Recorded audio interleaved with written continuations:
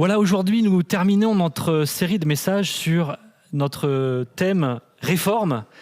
Le Seigneur a écrit un certain nombre de lettres, 7, qu'il a adressées à 7 églises. Et tout au long, depuis la rentrée, nous avons parcouru ces 7 lettres. Et aujourd'hui, nous sommes arrivés à cette 7e lettre, une lettre adressée à l'église de Laodicée. Alors, pour cette dernière lettre, Jésus, pour la première fois, n'aura rien de positif à dire. Et bon, on se dit, je ne sais pas si vous avez remarqué, mais il y a eu quand même une certaine progression dans ces lettres. Au fur et à mesure, on voit qu'effectivement, les sujets sont de plus en plus graves. Et là, effectivement, le sujet que Jésus va aborder aujourd'hui est vraiment un sujet difficile.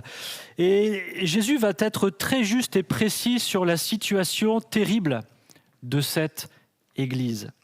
On va lire ensemble le texte concerné, donc c'est dans Apocalypse, chapitre 3, à partir du verset 14 jusqu'au verset 22. À l'ange de l'église de Laodicée, écrit « Voici ce que dit celui qui s'appelle Amen, le témoin digne de foi et véridique, celui qui a présidé à toute la création de Dieu. Je connais ta conduite et je sais que tu n'es ni froid ni bouillant. Ah, si seulement tu étais froid ou bouillant. Mais puisque tu es tiède, puisque tu n'es ni froid ni bouillant, je vais te vomir de ma bouche. Tu dis, je suis riche, j'ai amassé des trésors, je n'ai besoin de rien, et tu ne te rends pas compte que tu es misérable, pitoyable, que tu es pauvre, aveugle et nu. C'est pourquoi je te donne un conseil. Achète chez moi de l'or purifié au feu pour devenir réellement riche, des vêtements blancs pour te couvrir afin que tu ne sois pas, qu'on ne voit pas ta honteuse nudité, et un collier pour soigner tes yeux, afin que tu puisses voir clair. Moi, ceux que j'aime, je les reprends et je les corrige. Fais donc preuve de zèle et change.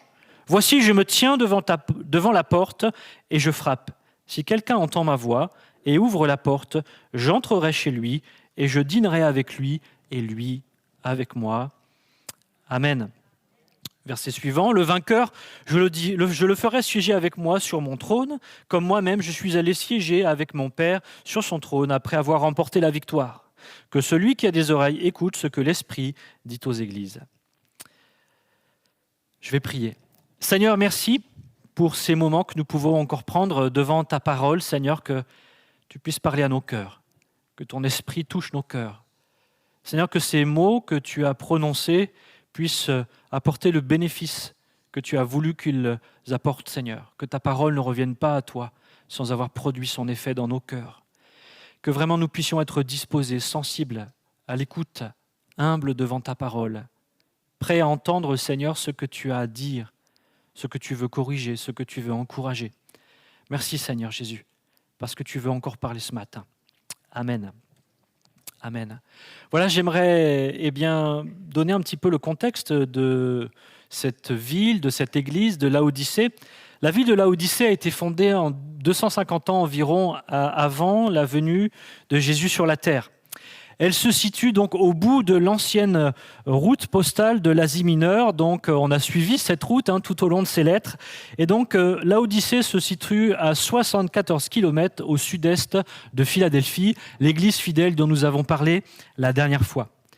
Laodicée était aussi proche de 2 villes à quelques dizaines de kilomètres, Hiérapolis et la ville aussi de Colosse, que nous connaissons puisque nous avons l'épître aux Colossiens dans les Écritures.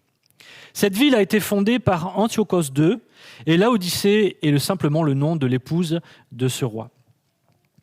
Elle a vite pris de l'essor et a été connue rapidement dans tout l'Empire pour sa richesse, pour son luxe. Laodicée s'était spécialisée dans la production d'une laine noire, une laine avec laquelle on fabriquait des tapis et des vêtements luxueux.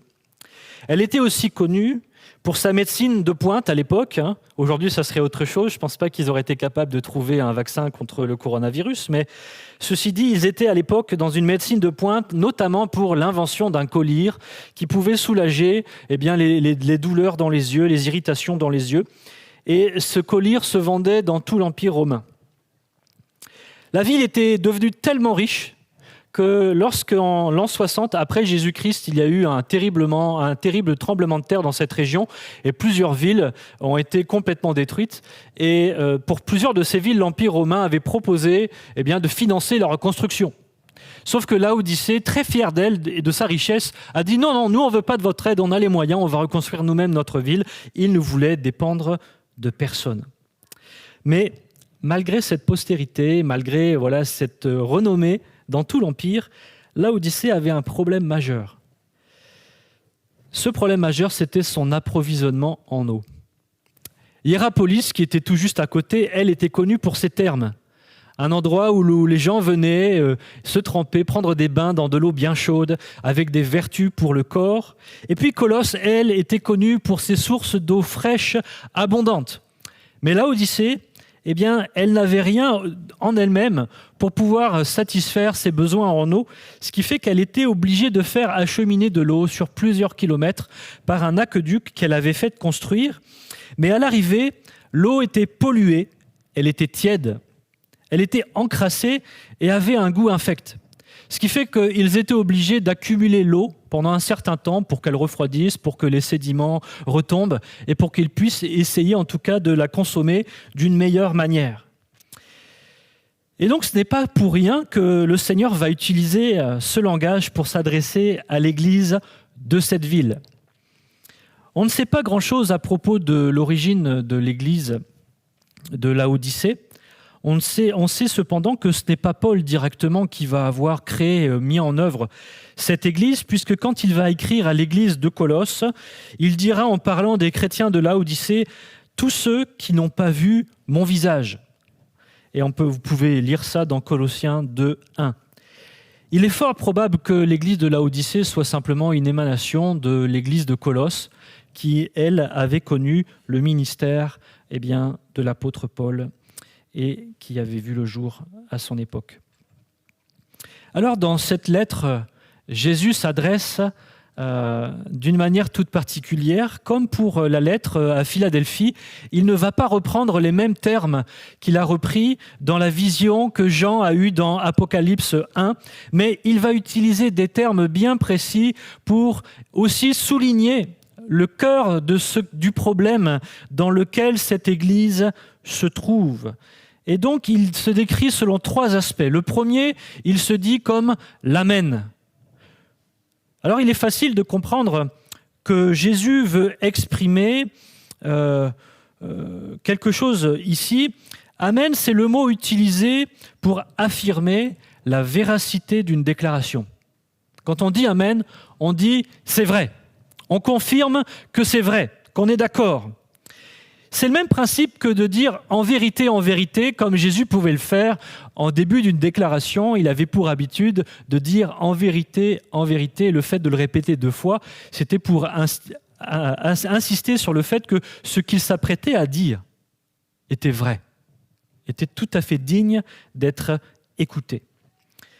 Comment est-ce que l'on sait qu'une chose est vraie ? Eh bien, tout simplement parce qu'elle finit par s'accomplir. Elle finit par se réaliser, n'est-ce pas ? Elle est vérifiable. Et lorsque Jésus déclare qu'il est l'Amen, eh bien, il nous dit tout simplement qu'il est celui qui accomplit et met en œuvre les promesses de Dieu. C'est Paul qui va développer cette pensée dans 2 Corinthiens, chapitre 1, verset 20. Il dira « Car c'est en lui que Dieu a dit oui à tout ce qu'il avait promis. » Je le redis. « Car c'est en lui que Dieu a dit oui à tout ce qu'il avait promis. » Amen. Aussi est-ce par lui que nous disons oui, Amen, pour que la gloire revienne à Dieu. Qu'est-ce que ça veut dire ? Cela veut dire que c'est par Jésus-Christ que les promesses que Dieu avait faites se sont accomplies. Pour ça qu'on peut dire oui, Amen. Elles se sont accomplies, elles se sont révélées comme une réalité. Et lorsque Jésus nous dit « Je suis l'Amen », il nous dit « Je suis celui qui accomplit, par qui toutes les promesses de Dieu sont accomplies. » Amen. Cela sous-entend donc qu'en dehors de Christ, aucune des promesses de Dieu ne s'accomplissent. Amen.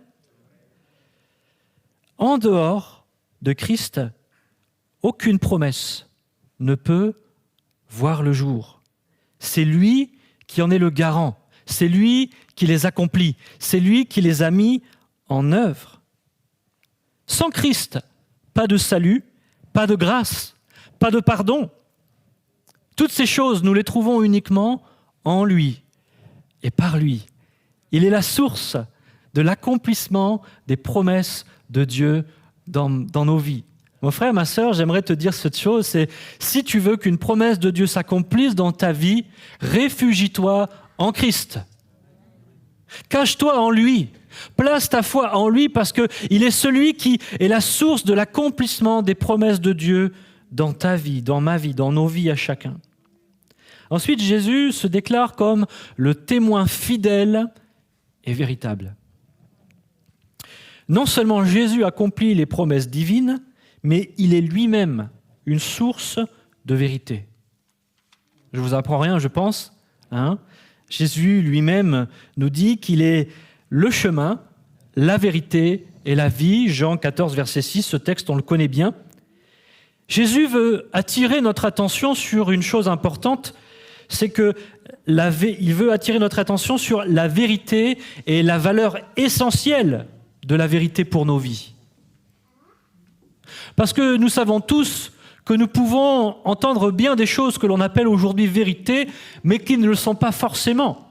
Mais Jésus, lui, il est le témoin fidèle et véritable. Il rend témoignage à la vérité. Sa parole est juste, sa parole est vraie. Ce qu'il dit est digne d'être reçu. Souvent, nous sommes les plus mal placés pour avoir une opinion juste à propos de nous. La semaine dernière encore, nous avions vu, Sébastien nous parlait des miroirs déformants. Et c'est vrai que quand on se perçoit souvent comme au travers de miroirs déformants. Trop positivement, trop négativement. Et ça dépend des sujets dans nos vies. Il y a certains sujets pour lesquels on se voit peut-être un peu trop positivement, et puis d'autres trop négativement. On a du mal d'avoir un avis juste à propos de nous. Et on a besoin d'avoir un point de vue extérieur pour se connaître réellement. Et Jésus est ce témoin fidèle et véritable qui nous dira toujours la vérité à propos des choses spirituelles, mais aussi à propos de nous. Si vous voulez vous connaître réellement, demandez au Seigneur. Il vous montrera votre cœur. Il vous montrera les réalités de vos pensées, de vos vies. Il vous éclairera par sa parole pour vous permettre de discerner ce qui est juste, ce qui est vrai et ce qu'il faut aussi changer. Et là où on peut être aussi encouragé, parce que le Seigneur aime encourager ce qui est bien aussi. Nous l'avons vu la dernière fois quand il félicitait l'église de Philadelphie pour sa fidélité. Et puis enfin, il se décrit comme étant celui qui est au commencement de la création. Certaines traductions de ce passage ont pu laisser à penser que Jésus n'aurait été qu'une créature parmi la création. D'ailleurs, c'est souvent un des passages qui est utilisé. C'est en se basant sur une mauvaise interprétation de ce passage que plusieurs faux enseignants, tout au long de l'histoire, ont tenté de rejeter la divinité de Jésus. En disant « Jésus n'est pas Dieu, il n'est qu'une créature. Regardez, c'est écrit, il est au commencement de la création. Donc cela signifie qu'il est une créature. » Mais déjà Paul a dressé cette mauvaise compréhension à propos de qui est Jésus à l'église de Colosse. Et là, on comprend que Colosse, qui est une voisine de Laodicée, a été polluée par ce problème, par cette mauvaise conception, mauvaise compréhension de qui est Jésus. Alors on peut se douter que probablement, même très certainement, Laodicée aussi était polluée par cette mauvaise compréhension et cette mauvaise interprétation à propos de qui est Jésus.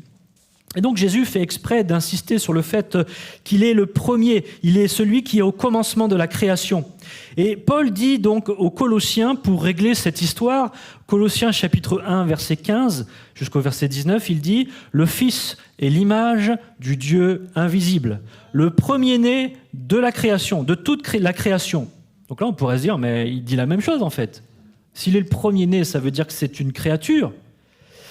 Mais il continue, verset 16. « Car en lui ont été créées toutes les choses qui sont dans les cieux et sur la terre, les visibles et les invisibles, trône, dignité, domination, autorité, tout a été créé par lui et pour lui. Il est avant toute chose, et toute chose subsiste en lui. Il est la tête du corps de l'Église. Il est le commencement, le premier-né d'entre les morts, afin d'être en tout le premier, car Dieu a voulu faire habiter toute plénitude en lui. Qu'est-ce que dit Paul ici ? Paul veut nous aider à comprendre que le terme premier n'est pas à comprendre comme une temporalité, où Jésus serait arrivé le premier comme s'il était la première création de toute la création. Non, le terme premier est à comprendre en termes de valeur. Ça veut dire qu'il est au-dessus de tout. Et quand Jésus affirme qu'il est le premier de toute la création au commencement, eh bien, il nous dit simplement qu'il est le créateur. Il est le Seigneur. Il est celui qui a tout pouvoir. Il est celui qui a la suprématie. Il est celui qui a la prééminence sur la création. Paul le dit bien, en lui et par lui, tout a été créé. Parce qu'il est Dieu. Et c'est en lui que toute la création subsiste. En lui ont été créées toutes choses. La question donc est, pourquoi Jésus nous dit-il cela ? Pourquoi réaffirme-t-il sa divinité ? Pourquoi nous parle-t-il de la valeur de sa parole et du fait que c'est en lui que les promesses de Dieu uniquement peuvent s'accomplir ? Eh bien, tout simplement parce qu'il veut nous amener déjà au cœur du problème. Comme je viens de vous le dire, Laodicée était contaminée par ce faux enseignement, ces fausses croyances, ces mensonges qui réduisaient cette Église à finalement être une assemblée de faux croyants. Parce que quand on est une Église où Jésus-Christ n'est pas Dieu, il y a un problème. Ces croyants, ces faux croyants, étaient en réalité perdus dans leurs illusions et dans leurs péchés. Parce que si Christ n'est pas le centre, si Christ n'est pas la source, si Christ n'est pas l'amen, il n'y a pas de salut possible. Et ceux qui se croient sauvés placent leurs espérances dans des illusions et dans des mensonges. Ils ne croyaient pas à la divinité de Jésus. Ils rejetaient l'idée qu'il puisse être l'alpha et l'oméga, le Tout-Puissant. Et à cause de cela, ils étaient en réalité dans la pire de toutes les situations, malgré toutes les situations difficiles que nous avons déjà vues dans les autres lettres. C'est un peu comme un point culminant, c'est-à-dire que eux étaient convaincus d'être sur le bon chemin, convaincus d'être en règle avec Dieu, convaincus que tout était OK pour leurs péchés, alors qu'en réalité, il n'en était rien. C'est terrible. Et c'est terrible, pourquoi ? Parce que si ces gens sont convaincus d'être sur le bon chemin et d'être OK avec Dieu, qui peut les convaincre que ce n'est pas le cas ? Ils s'étaient perdus dans leur religiosité, dans leurs mensonges, dans leurs illusions, pensant que leur pratique religieuse et leur moralité étaient suffisantes. Et Jésus ne va pas y aller par 4 chemins. Ce qu'il va dire est quand même assez difficile à entendre. Ces mots sont forts parce que justement la situation l'exige. Il dit « Je connais tes œuvres, je sais que tu n'es ni froid ni bouillant, puisses-tu être froid ou bouillant, ainsi parce que tu es tiède et que tu n'es ni froid ni bouillant, je te vomirai de ma bouche. » Si je traduis ça, on pourrait dire clairement, Jésus dit « Je connais vos cœurs, je sais que tu n'es... Pardon, je connais vos cœurs, je connais vos attitudes, et en gros, vous me donnez envie de vomir. » Moi, j'aimerais pas que Jésus me dise « Tu me donnes envie de vomir ». On en plaisante, mais je pense que c'est vraiment terrible.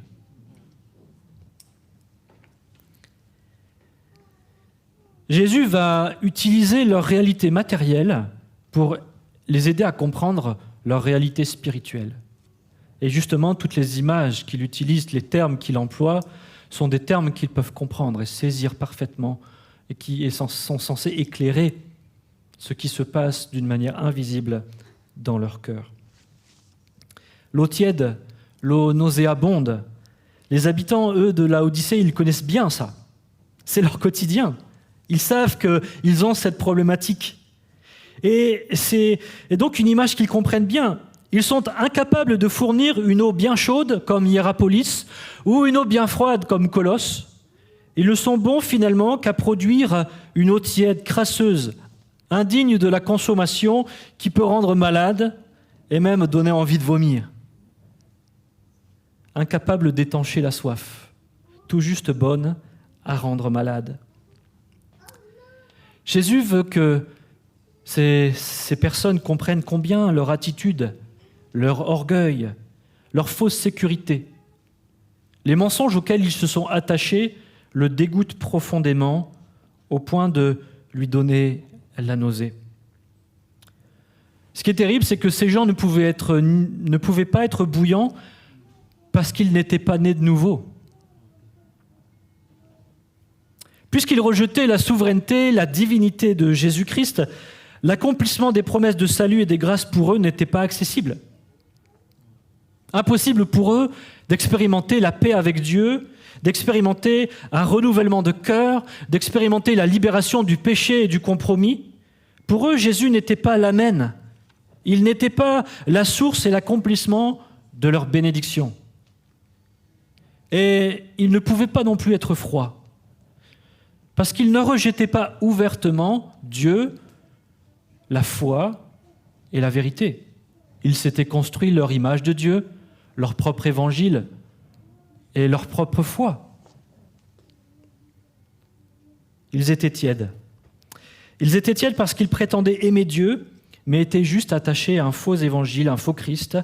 Ils avaient l'apparence de la foi, mais en avaient renié ce qui en fait la force, comme Paul le dit à Timothée dans 2 Timothée 3, verset 5.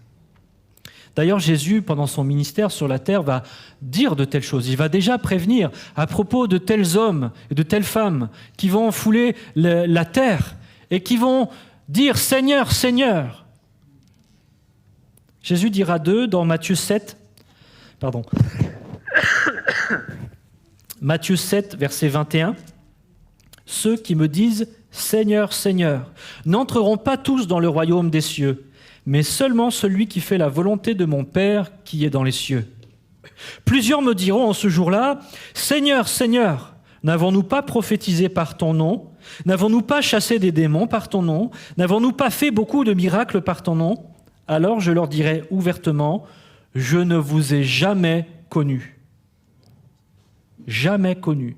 Retirez-vous de moi, vous qui commettez l'iniquité. » Parole terrible. Donc la question est posée pour nous. Est-ce que Jésus-Christ est véritablement le Seigneur de nos vies? Est-il véritablement l'Amen?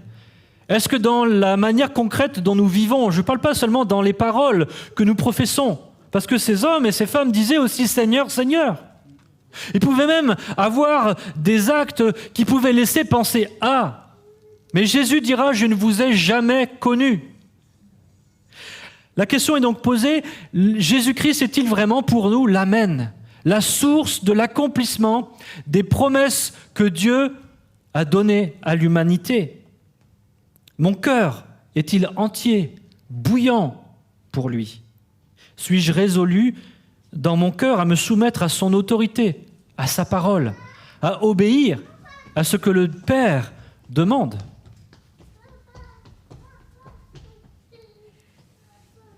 Pour nous chrétiens, quand je dis pour nous chrétiens, j'entends « nés de nouveau ».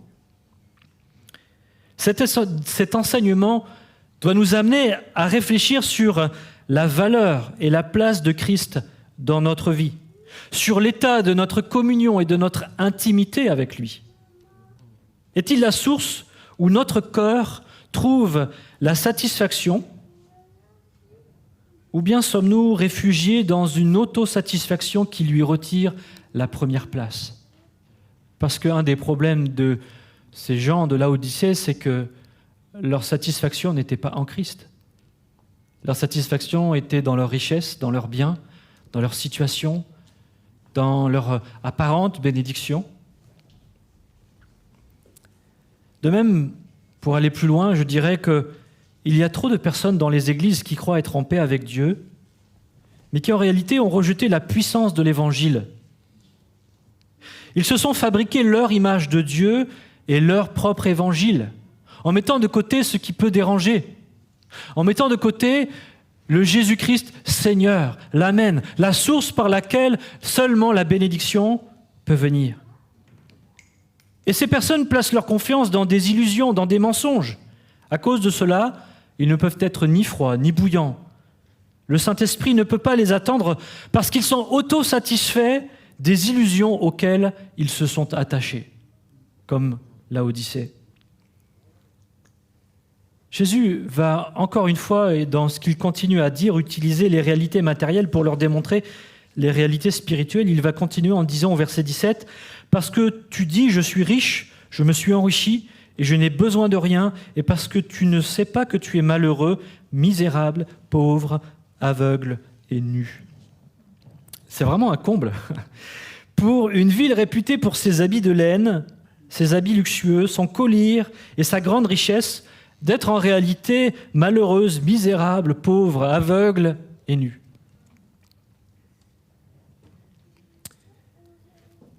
Et pour moi, la question est, qu'est-ce que finalement nous donne une véritable assurance devant Dieu ? Qu'est-ce qui est digne de confiance au point de nous donner une véritable assurance devant Dieu ? Est-ce que notre assurance repose sur Christ ou est-ce que notre assurance repose sur des illusions, des idées que nous nous sommes fabriquées pour nous dire « tout va bien, je suis OK avec Dieu ». Est-ce que je me crois en paix avec Dieu parce que je vais à l'église ? Parce que j'ai une pratique religieuse, parce que je fais des prières, parce que je lis un peu ma Bible, ou parce que j'essaye de faire le bien autour de moi, parce que je suis le mouvement. Il y a un groupe de croyants, de chrétiens autour de moi, et ça me semble être OK. Je suis avec les bonnes personnes, donc tout va bien. Ou même, est-ce que j'ai le sentiment que tout est OK parce qu'un jour je me suis fait baptiser ? Est-ce que je me crois en paix avec Dieu parce que je suis apparemment béni ? J'ai tout ce dont j'ai besoin.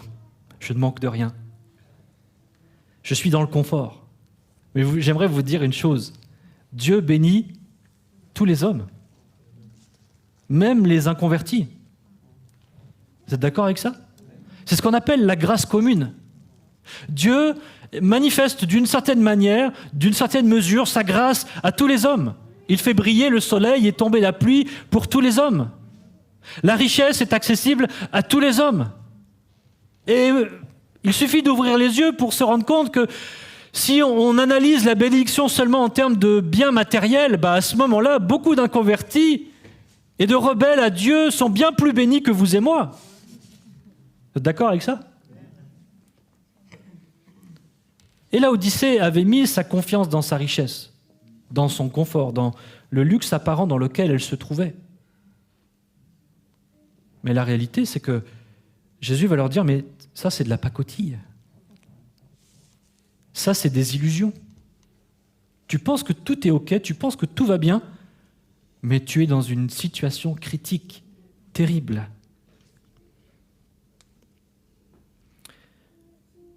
Sans une réelle communion et une réelle relation avec Christ, aucune paix, aucun pardon, aucun salut, aucune sécurité n'est possible. Jésus veut être la source de notre satisfaction parce qu'il est le seul à pourvoir une satisfaction réelle et durable. Les choses de ce monde peuvent nous satisfaire, mais elles nous satisferont temporairement. Jésus veut nous offrir quelque chose qui demeure, quelque chose qui dure. Parce que les choses de ce monde passeront, mais le Seigneur, lui, demeure éternellement. Et j'en viens à mon dernier point. Je trouve que même si le ton de cette lettre est difficile, même si les mots que Jésus emploie sont durs, Jésus ne fait pas cela et ne dit pas cela pour seulement exposer un péché et dire combien ces gens sont misérables. C'est une expression du cœur et de la grâce de Dieu aussi pour les perdus. Si Dieu prend la peine d'annoncer, de décrire cette lettre, si Jésus prend la peine de proclamer cette lettre pour cette Église, c'est parce que justement, il veut les sortir de leurs illusions. Il veut les sortir de leur fausse paix. Il veut devenir leur paix, la source de leur bénédiction. Il désire réellement qu'ils saisissent qu'il est le seul capable de les sauver, de leur donner la paix avec Dieu, le seul qui soit capable de réellement combler leur cœur. Au verset 18 d'Apocalypse 3, il dit « Je te conseille d'acheter de moi de l'or éprouvé par le feu. » Déjà, là, on voit que Jésus donne un conseil. Il veut donner la solution à leurs problèmes. Donc, je te conseille d'acheter de moi de l'or éprouvé par le feu afin que tu deviennes riche, des vêtements blancs afin que tu sois vêtu et que la honte de ta nudité ne paraisse pas, et un collier pour oindre tes yeux afin que tu vois. Jésus commence par définir clairement quelle est la bonne source. Achète de moi. La source, c'est moi. Je suis le seul qui puisse te donner ce dont tu as réellement besoin. Ouvre les yeux. Et quand Jésus dit ça, achète de moi, il reprend les termes utilisés dans Ésaïe 55, verset 1, où Dieu dira à son peuple, « Vous tous qui avez soif, venez vers l'eau, même celui qui n'a pas d'argent. Venez acheter et manger, venez acheter du vin et du lait sans argent, sans rien payer. » Quelle grâce, quelle générosité. Parce que personne, aussi riche soit-il sur la terre, n'a ce qu'il faut pour pouvoir acheter quelque chose réellement de Dieu. Mais il n'y a rien à payer, et c'est là la bonne nouvelle. Il n'y a rien à payer parce que Jésus-Christ a déjà tout payé. Jésus-Christ a offert sa vie. Il a donné sa vie pour que, nous puissions obtenir ce que nous n'avions pas les moyens d'obtenir et ce dont nous avions véritablement besoin pour changer de vie, changer de cœur. Et donc Jésus demandera en premier d'acheter de l'or éprouvé. Pourquoi est-ce qu'il parle d'or éprouvé ? Quand il prend cette image, et l'or, l'Odyssée, ils connaissent très bien ce que c'est de l'or, ils en ont plein. Et donc Jésus, quand il parle de l'or éprouvé, il veut parler en fait de la foi qui sauve. Il prend l'image de l'or pour parler d'une foi sincère, d'une foi véritable, d'une foi qui sauve. Pas d'une foi dans des illusions, dans des mensonges et dans des choses de la terre. Il nous appelle à trouver en lui la véritable foi, c'est-à-dire celle qui s'appuie sur ce que Dieu dit. La parole de Dieu nous dit que la foi vient de ce que l'on entend, et ce que l'on entend vient de la parole de Christ. Amen. On peut avoir la foi, mais pas la bonne. Je peux avoir la foi que je suis le plus bel homme du monde, mais vous saurez comme moi que ce n'est pas vrai. Pourtant, je peux en être convaincu, mais ce n'est pas la véritable foi. La véritable foi vient de ce que Dieu dit. Et c'est Pierre aussi, l'apôtre Pierre, qui va prendre cette image de l'or pur, l'or éprouvé par le feu, pour nous parler de notre foi. Il dit dans 1 Pierre 1,7 « Afin que l'épreuve de votre foi, plus précieuse que l'or, périssable, qui cependant est éprouvé par le feu, et pour résultat la louange, la gloire et l'honneur lorsque Jésus-Christ apparaîtra. » Cette foi véritable donne la véritable richesse parce qu'elle nous amène à recevoir Christ comme notre Sauveur. Je vous ai perdu là.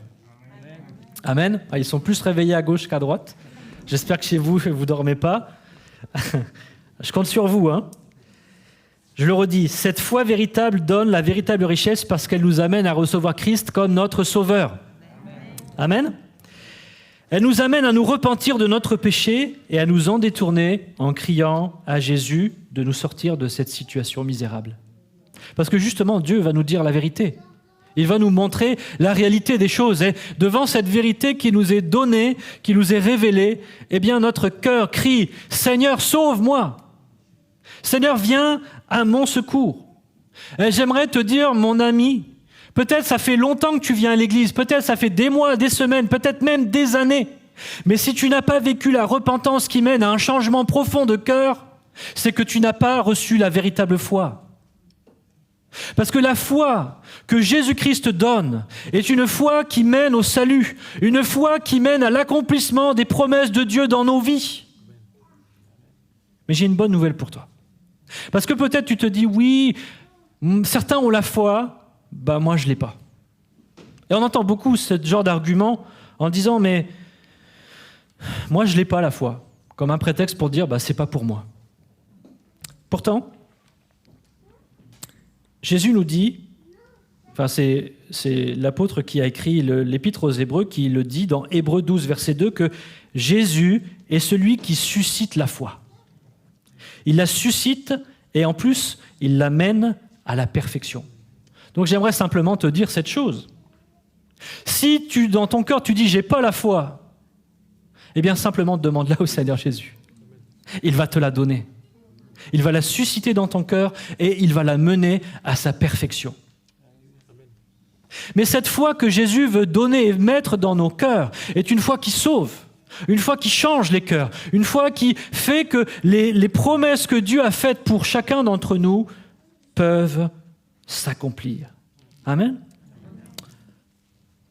Donc c'est pour ça que Jésus dit « achète auprès de moi de l'or éprouvé.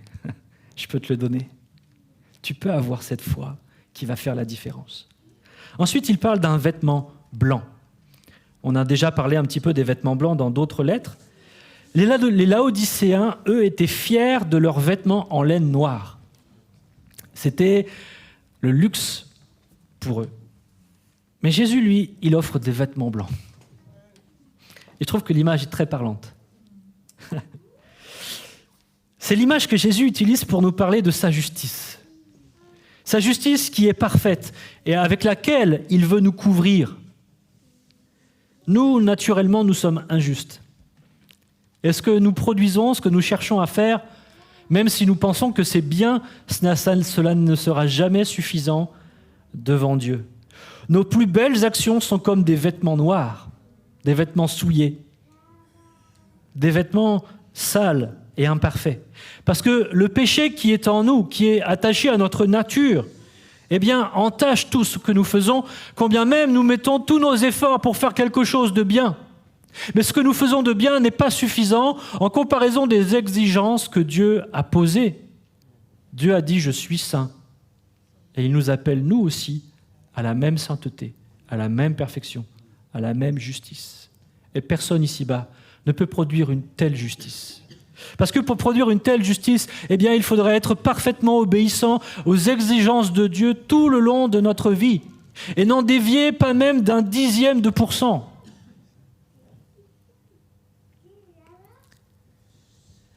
C'est d'ailleurs ce que Dieu dit à son peuple dans Ésaïe 64, au verset 5 ou 6, ça dépend des versions. « Nous sommes tous comme des impurs, et toute notre justice est comme un vêtement souillé. Nous sommes tous flétris comme une feuille, et nos crimes nous emportent comme le vent. » Et c'est là où Jésus, justement, va faire une véritable différence. En offrant sa vie pour nous, Jésus pardonne nos péchés, nous revêt de sa justice. Cela signifie qu'il a pris sur lui nos injustices, notre péché, notre souillure, et il nous a donné en échange sa pureté, sa sainteté et sa perfection. 2 Corinthiens 5, 21, « Celui qui n'a point connu le péché, donc Jésus, il l'a fait devenir péché pour nous, afin que nous devenions en lui justice de Dieu. » Amen. Ça, c'est une promesse qui s'est réalisée aussi en Christ. Quand je place ma foi en Jésus, je suis caché en lui, j'ai abandonné ma souillure, mon péché, mon injustice sur Christ, et Christ a payé le prix de cette injustice. Il a donné sa vie pour cela. Et en échange de ma foi, il me revêt de sa justice. Et c'est à cause de cette justice dont je suis revêtu, que je deviens enfant de Dieu, que je suis pardonné de mes péchés, que je suis déclaré juste aux yeux de Dieu. Je deviens membre de la famille de Dieu. Je suis adopté. Je suis caché en Christ. Je deviens un avec lui. Et donc je suis revêtu naturellement de sa justice. Et Dieu devient ainsi mon Père. Amen. Que c'est beau. On a tous envie d'un vêtement blanc. Amen. Mais ce vêtement blanc n'est possible qu'en Jésus-Christ. Que seulement si Christ est l'amen de nos vies. Le témoin fidèle et véritable. Le Seigneur qui est le premier de toute la création, au-dessus de tout. Et puis, un troisième élément qu'il conseille d'acheter, c'est un collier. celui des Laodicéens, c'est difficile à dire. C'est un bon mot pour le Scrabble, si vous retenez. Donc leur collyre à eux était à peine capable de soulager une irritation, mais celui que Jésus propose, eh bien, il est capable d'ouvrir les yeux, c'est-à-dire qu'il est capable de rendre la vue à un aveugle. Amen. Il n'y a rien de pire qu'un aveugle qui croit voir. Et les Laodicéens en étaient. Ils étaient des aveugles qui pensaient voir, mais qui en réalité ne voyaient rien. Et Jésus va dire, achète de moi un collyre afin que tu vois. Dans l'épître aux Corinthiens, deuxième épître aux Corinthiens, Paul va expliquer à cette église que notre état naturel nous rend aveugles, parce que Satan nous a aveuglés. 2 Corinthiens 4,4 dit « Pour les incrédules dont le Dieu de ce siècle a aveuglé l'intelligence, afin qu'ils ne voient pas briller la splendeur de l'évangile de la gloire de Christ, qui est l'image de Dieu. » Et cette église de Laodicée aussi avait été aveuglée par le Dieu de ce monde, incapable de percevoir en Christ qui il était réellement, incapable de voir sa gloire, incapable de percevoir sa divinité, incapable de voir sa puissance, incapable de voir qu'il était la source de l'accomplissement des promesses de Dieu pour nous. Mais Jésus propose ceci, achète de moi un collyre, afin que tu sois capable de voir et de percevoir ces vérités qui vont changer ta vie. Vous savez, sans la lumière de Christ, sans le collyre de Christ, nos manières de penser, nos raisonnements, nos convictions, sans cette lumière de Christ, eh bien, ne sont que des mensonges et des illusions. Nous avons besoin de Christ. Le Seigneur veut nous permettre de prendre conscience des réalités, non pas pour nous accabler, mais pour nous en délivrer. Et souvent, c'est là où on a un peu de mal parfois avec ce que le Seigneur nous montre à propos de nous. Parfois, le Seigneur nous montre la réalité de notre cœur. Et c'est tellement pas beau et tellement puant qu'on n'a pas envie de le regarder. Mais il faut accepter de regarder les choses en face. Parce que c'est le seul moyen de crier au Seigneur. Parce que le Seigneur ne nous a pas mis devant la noirceur de notre injustice et de l'état de notre cœur pour que nous soyons désespérés, mais pour que nous trouvions espoir en lui, parce qu'il est la source de l'espoir. Il est celui qui veut nous délivrer de la noirceur de nos cœurs. Et je comprends que c'est difficile de sortir d'une désillusion. Et c'est pour ça d'ailleurs que dans Jean 1, il est cité que Jésus-Christ, la lumière, est venu parmi les hommes, mais les hommes l'ont rejeté. Pourquoi ? Imaginez-vous, vous vivez toute votre vie dans une pièce où il fait noir. Et vous vous êtes fait tout un monde. Vous pensez être bien habillé, dans un beau château. Vous pensez être la plus belle personne du monde. Et puis un jour, quelqu'un vient ouvrir la porte ou vient ouvrir les fenêtres. Et là, vous vous rendez compte de l'état de votre vie. Vous vous rendez compte de la poussière, de la saleté, de la crasse, des trous dans vos vêtements.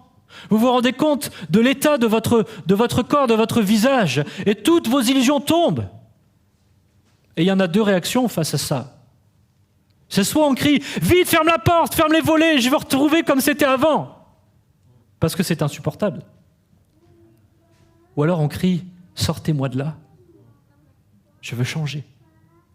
Et Jésus allume la lumière dans nos vies.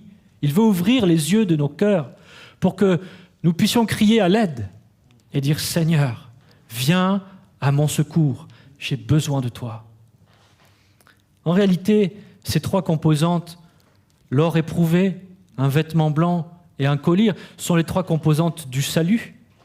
J'ai besoin d'avoir une foi véritable.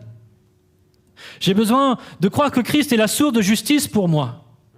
Et j'ai besoin de la conviction du Saint-Esprit qui ouvre les yeux pour pouvoir expérimenter la réalité du salut pour mon âme, pour mon cœur. J'ai besoin de ces trois choses pour que mon cœur puisse être changé, régénéré et ma vie transformée à jamais. Jésus veut ouvrir nos yeux pour que nous comprenions et que nous saisissions. J'en arrive à ma conclusion. Dans cette lettre, Jésus s'adresse principalement à des inconvertis, à des personnes qui ont l'illusion d'être sauvées, mais qui ne le sont pas. C'est la différence avec la lettre d'Éphèse, où Jésus confondait l'Église d'avoir perdu son premier amour. Là, il n'y en a pas eu de premier. Mais ils sont dans un état spirituel tel qu'ils ne peuvent être ni bouillants, ni froids. Et vous savez, comme moi, je ne sais pas si ça vous est déjà arrivé en plein été, vous vous êtes promené, vous avez très soif, et vous retrouvez une bouteille d'eau que vous avez laissée dans votre voiture, mais votre voiture était en plein soleil, et vous essayez de boire. Ah, c'est terrible. Rien de pire que ça. Ça donne envie de vomir. Moi, ce qui me réjouit dans cela, c'est que l'amour de Dieu n'est pas limité aux croyants nés de nouveau. Dieu aime le monde. Et il veut sauver même ceux qui sont perdus dans leurs mensonges, dans leurs illusions, dans leur religion. Il désire que sa grâce soit reçue de tous. Et c'est pourquoi, par amour, il va exposer le péché de chacun d'entre nous, non pas pour nous accabler, mais pour nous sauver, pour nous délivrer, parce qu'il nous aime et qu'il veut changer notre cœur, changer notre vie. Verset 19, Apocalypse 3, il dit « Moi, je reprends et je châtie tous ceux que j'aime. Et donc du zèle, et repens-toi. Voici, je me tiens à la porte et je frappe. Si quelqu'un entend ma voix et ouvre la porte, j'entrerai chez lui, je souperai avec lui et lui avec moi. » La clé de tout cela, elle est dans ces deux mots. Repens-toi. Repens-toi. La repentance, c'est vrai, ce n'est pas facile. Et c'est pour ça que Jésus dit qu'elle nécessite du zèle. Parce que la repentance, c'est aller à l'encontre de ce qui est naturel. Personne n'aime s'humilier. Personne n'aime reconnaître la réalité de son cœur, de sa noirceur, de sa misère, de ses manquements, de ses fautes. Personne n'aime exposer ce qu'on aime, mettre au plus profond de son cœur et enfouir, loin même de nos propres souvenirs. Personne n'aime ça. Ça coûte un peu de zèle. Mais quand on est exposé à la compréhension des dangers d'une telle situation, on ne peut que crier avec force, dire « Seigneur, sauve-moi, j'ai besoin de ton aide ». La repentance, c'est plus qu'un simple regret. Paul dira toujours dans la deuxième épître aux Corinthiens, chapitre 7, verset 10, « En effet, la tristesse selon Dieu produit une repentance à salut dont on ne se repent jamais, tandis que la tristesse du monde produit la mort. » Il fait deux différences, enfin une différence entre la tristesse qui vient de Dieu et la tristesse du monde. Une mauvaise repentance, c'est un simple regret. Ah oui, je sais que j'ai pas bien fait, et puis ça en reste là. Mais finalement, ça ne produit qu'une tristesse qui n'amène pas à un changement, à trouver la bonne solution à notre problème. Mais Paul dit, la tristesse selon Dieu produit une repentance à salut, dont on ne se repent jamais. Ça veut dire qu'on ne regrette pas.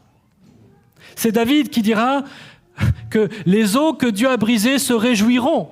Parce que justement, Dieu a montré la noirceur de son cœur. Dieu a brisé son orgueil. Dieu a brisé ce qui était dur en lui. Et David dit, mais je me réjouis de ce que tu as fait cela. Parce que maintenant, j'ai trouvé la paix pour mon cœur. J'ai trouvé ma réconciliation avec Dieu. C'est le théologien Martin Lloyd-Jones qui a dit ceci à propos de la repentance. La repentance signifie que vous prenez conscience que vous êtes coupable, que vous êtes un pécheur, indigne en présence de Dieu, que vous méritez sa colère et son châtiment, ainsi que d'aller en enfer. Cela signifie que vous commencez à voir que cette chose appelée péché habite en vous et que vous désirez vous en débarrasser et tourner le dos au péché sous toutes ses formes. Vous renoncez au monde, peu importe le prix à payer, le monde et sa façon de penser, son attitude et ses pratiques, et vous renoncez à vous-même pour prendre votre croix et suivre Christ. Ça, c'est la repentance, où l'image et la gloire de Christ et ce qu'il a à nous offrir, l'accomplissement des promesses, nous paraît tellement plus important que tout ce que nous devons abandonner pour nous tourner vers lui. Parce qu'on se rend compte que finalement, tout ce à quoi nous avions accordé de la valeur n'est que de la boue, de la terre, des choses misérables et stupides. Et le résultat d'une véritable repentance, c'est une réelle communion avec Jésus. J'entrerai chez lui et je souperai avec lui. J'aimerais te poser cette question, mon ami. As-tu cette communion avec Christ ? Le seul moyen de l'obtenir, c'est une véritable repentance. La présence de Jésus va faire toute la différence dans une vie. Ceux qui l'ont expérimenté peuvent dire Amen, peuvent témoigner que c'est vrai. Quand Jésus vient dans notre cœur, cela fait toute la différence. De la même manière, la présence de Christ dans une église fait toute la différence. Et lorsque Jésus dit « Je frappe à la porte », il s'adresse à cette église. Il dit « Je veux que ma présence réside au milieu de vous ». Mais pour cela, il faut que chacun accepte Christ dans sa vie.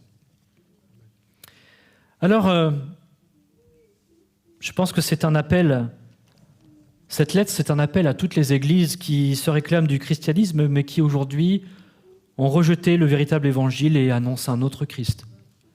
C'est une parole d'espoir pour toute secte, pour toute église qui se sont détournées de Christ et de la parole de Dieu. C'est aussi un appel à tous ceux qui, aujourd'hui, ont placé leur confiance dans des illusions, dans des fausses sécurités, qu'il y a une possibilité de trouver la paix avec Dieu et l'accomplissement des promesses pour nos vies. C'est un appel pour nous, chrétiens nés de nouveau, à veiller sur la place que Jésus-Christ occupe dans nos vies. Veillons sur nos cœurs, parce qu'il est la source de la vie éternelle. Que Jésus y soit toujours le premier, qu'il soit la source de notre satisfaction. Nous vivons dans un monde où nous sommes tenus par les plaisirs, par le confort. Et c'est tellement vite fait de détourner nos regards de ce qui est essentiel, de ce qui est vrai, pour nous attacher à des choses superficielles. Et quand on ne les a plus, on se plaint, on râle, on crie, on n'est pas content. Alors que Christ devrait être la source de notre satisfaction. Lui qui est l'Amen, le témoin fidèle et véritable, notre ami, notre maître, et dont la présence dans nos vies nous rendra toujours bouillants. Quand on est aimé d'un amour bouillant, on ne peut qu'être bouillant en retour. J'aimerais qu'on puisse prendre quelques minutes encore pour prier, si vous êtes d'accord. J'aimerais inviter l'équipe de louange, si c'est possible, à reprendre le dernier chant qu'on a chanté, « Feu du fondeur ». J'aimerais qu'on prenne le temps pour prier pour celles et ceux qui veulent quitter leurs illusions spirituelles et connaître le véritable salut. Peut-être tu fréquentes l'église, des églises depuis longtemps, et peut-être jusqu'à maintenant tu pensais être en paix avec Dieu parce que tu plaçais ta confiance dans des choses qui ne sont pas ce que la Bible dit. Si c'est ton cas, j'aimerais simplement prier avec toi ce matin. Prier pour que tu reçoives la véritable foi, que tu reçoives ce vêtement blanc et ce collier pour ouvrir tes yeux. J'aimerais aussi prier pour toutes les communautés qui, comme la Odyssée, se sont perdues pensant pourtant être sauvées. Pour ces milliers d'hommes et de femmes dans le monde qui aujourd'hui sont loin du véritable Christ et du véritable évangile, je pense qu'il y a un espoir pour ces hommes et ces femmes. Et puis aussi prier pour nous. Peut-être au milieu de nous, il y a des frères et des sœurs qui ont perdu leur premier amour.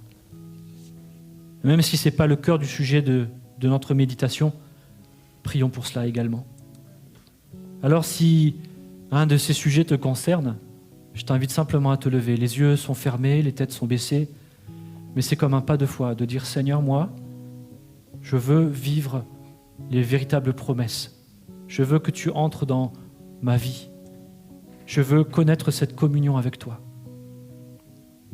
Je veux que tu changes mon cœur. Je veux recevoir de toi ce dont j'ai besoin. » Prions maintenant. Seigneur, merci pour ta parole. Ta parole, Seigneur, est la vérité. Ta parole, elle est la vie. Ta parole, Seigneur, elle nous change et elle nous transforme. Seigneur, ça a été semé maintenant dans les cœurs, dans les vies, et je prie maintenant, Seigneur, que tu puisses parler au cœur. Tu connais, Seigneur, ceux qui n'ont pas encore fait la paix avec toi.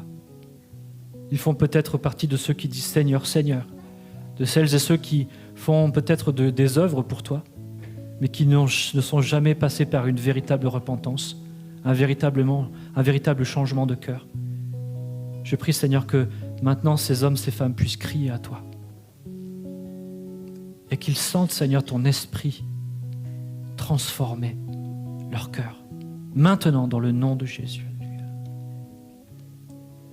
Seigneur, je veux te prier pour mes frères, pour mes sœurs qui peut-être avec le temps qui passe et les tentations de ce monde ont détourné leurs yeux et ont perdu leur premier amour, ont perdu leur feu, ont perdu leur zèle. Je prie, Seigneur, que tu puisses devenir, Seigneur, à nouveau l'amen dans leur vie, la source de l'accomplissement des promesses de Dieu. Que tu sois, Seigneur, la source de leur satisfaction et que tous ces mensonges et ces illusions vers lesquels ils ont tourné leur regard et leur cœur apparaissent comme ce qu'ils sont en réalité, de la misère, des sources de tristesse et de mensonges. Merci, Seigneur, parce que tu parles au cœur ce matin. Et je veux te prier aussi, Seigneur, pour toutes ces communautés, toutes ces églises qui se sont détournées du véritable évangile, qui n'annoncent plus le salut, qui se contentent, Seigneur, d'une religion de surface et d'œuvres, Seigneur, superficielles, qui se contentent, Seigneur, d'apparence et d'illusions.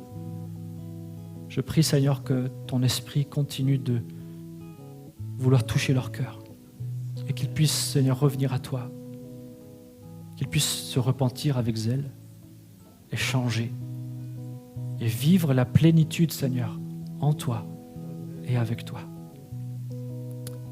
Seigneur, c'est toi qui changes les cœurs, c'est toi qui changes les vies. Mais que celles et ceux qui, là, ce matin, suite à cet appel, Seigneur, que ce soit dans cette salle ou dans sa maison, devant son écran, a fait un pas de foi. Seigneur, tu es le rémunérateur de la foi, tu es celui qui honore la foi. Et je prie vraiment, Seigneur, qu'eux aussi puissent maintenant déclarer Amen. Tu es celui qui est ma source et ma vie t'appartient, Seigneur. Et je veux m'abandonner entre tes mains. Prends toute la place, Seigneur, dans nos vies, dans nos cœurs, dans notre assemblée. Prends toute la place. Sois le premier, Seigneur, l'alpha et l'oméga. Merci, Seigneur Jésus.